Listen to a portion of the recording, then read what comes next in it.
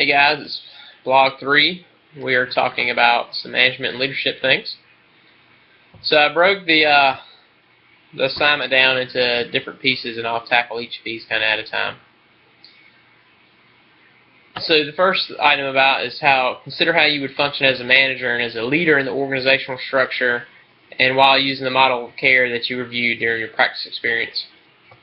So the results of my leadership questionnaire was broken down into administration, interpersonal, and conceptual. So for the admin portion, I received a score of 18, which is moderate. Interpersonal and conceptual both, I scored 23, which was considered high for that bracket. I did not really surprise myself with that. For administrative things, I probably shouldn't admit this, but I'm not just great at those kind of things. I get bogged down really easy with stuff like that, and it's hard for me to stay on task with certain items. I do like driving new ideas and kind of not trying to reinvent the wheel, but try to polish the wheel, if you will. And I'm not big on confrontation. So with that being said, though, I like to try to work things out person to person and not person or manager and then around that way. So I wasn't really surprised at all by my scores. So when I reviewed the corporate structure of the institution I work at, which is Vadit Medical Center, specifically I looked at the surgical services division. The hospital is so large, to really look at the whole corporate structure would probably be pretty mind-boggling. So just even looking at the surgical services, I realize our organization does take a transdisciplinary approach, and you can see this through the way it's structured. It's horizontal as well as vertical. So through that we learn that we have different approaches, such as central supply, physical therapy, that come together with the nursing and with the physician group to meet our goals. And through our verticals, we have our hierarchy that includes care partners, other allied health professionals, nurses, mid-levels, and physicians. So while each group horizontally has vice president, assistant VP, and then your assistant VP is in charge of an administrator, which is in charge of the managers for different sections that all kind of report to kind of funnels back up, if you will, to one person head of the surgical services. So I did think that was interesting, that these things that we've learned and talk about in reading this week is the approach that my institution takes. So the next part was what skills described in Chapter 7 of Grohar, Murray, and Langdon and identified on the leadership skills questionnaires would you use to secure needed resources such as staff. So through our readings, we learned about perceptive nursing leadership, and I think that's important. I'm going back to my leadership skills assessment, and that I'm kind of scored higher in interpersonal. I'm going and also with the past things that we've done, learning that I'm kind of a democratic leadership style.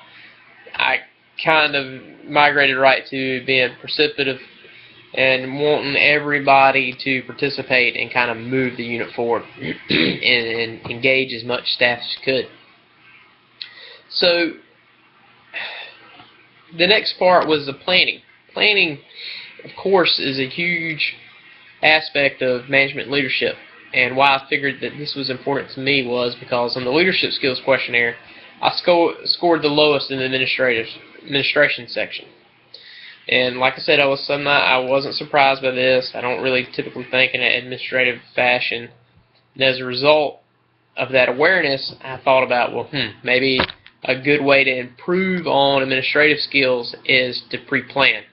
Just like for being in school, at the beginning of the week, make an itinerary for the week, for different classes I'm taking, and plan my week out. And I do much better by hitting these targets that I've planned out during the week.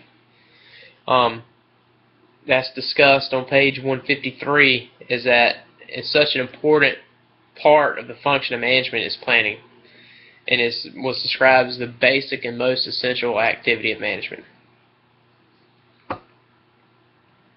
So as we begin to talk about how did you use the published literature in the process? So for the article that I found through PubMed, it was an article about transdisciplinary, interdisciplinary, and professional teamwork. And it reflected on the fact that evidence-based practice has shown the effectiveness of moving towards a structure that involves transdisciplinary teamwork. And as a manager, I would use my resources to reach out to other department heads. So when I first Googled these concepts, I was like, oh, what's transdisciplinary teamwork? And as soon as I Google it, I'm like, yeah, it's something that nurses are very familiar with because we're used to, collaborating with different professionals, be it nutrition, physical therapy. Nursing is evolved in, or turning towards, including everybody for the care of the patient. So transdisciplinary teamwork, while it may be a new term, it's not a new concept for nursing. So I thought that was interesting. I began to think so if I was a manager, how am I going to reach across the aisle to other managers from other disciplines to help us improve? And this is something I thought, and only just because money seems to be such an important factor with healthcare nowadays, that let's say the manager for the supply division, you contact them and say, hey, what are ways that we can be more fiscally responsible? Say, what better way for somebody who manages your stock for your unit to be like, hey, well, you use a ton of these, you never use these, trim your inventory here, use this, here's a cheaper option for you because you use so many of this. If you use cheaper ones, you could, save money that way. And so it's a concept that we're used to, and it's just something that we're going to have to utilize. The direction the healthcare is moving, that's just going to be how healthcare works, is that you're going to have to think outside of your box and use other disciplines to move forward. So identify the levels and departments that you would need to work with in order to be effective in your role. Well, managers, even though I've never done management per se, I understand that they have always been the rock in the hard place. And it's a constant struggle between leading with their heart and wanting to look out for the staff and doing what they know is right for their staff while also being fiscally responsible. They have their administrators and to answer to.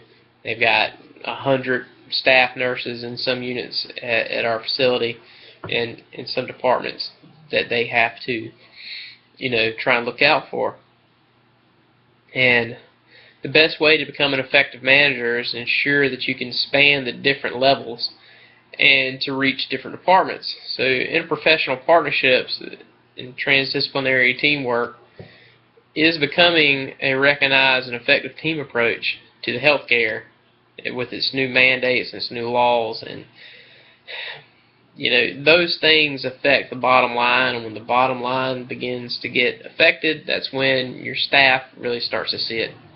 So it's going to be important for managers to realize that while they're trying to do what's right for the unit, they need to ensure that they're looking out for their staff and always having the patient's best interest in mind.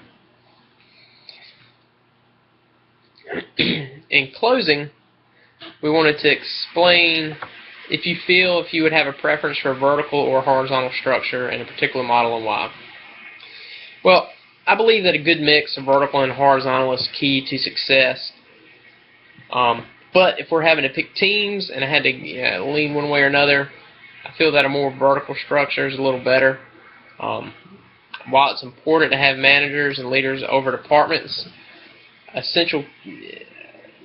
essential that you take care not to have administrators for administrators, and that you don't have too many queen bees and not enough worker bees.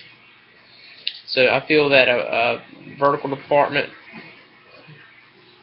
structure, and that is with more staff answering to one person who answers to another, instead of having administrator, administrator, administrator, and then it keeps spreading out. I think it's ensure that you have the manager in charge of the right amount of people, instead of just, well, maybe we need a task force for this or a manager for that. But the way healthcare is going, I doubt that will probably be an issue. So thanks for watching my blog, and I look forward to reading everyone else or watching everyone else's blogs and getting a discussion going for this week. Thanks.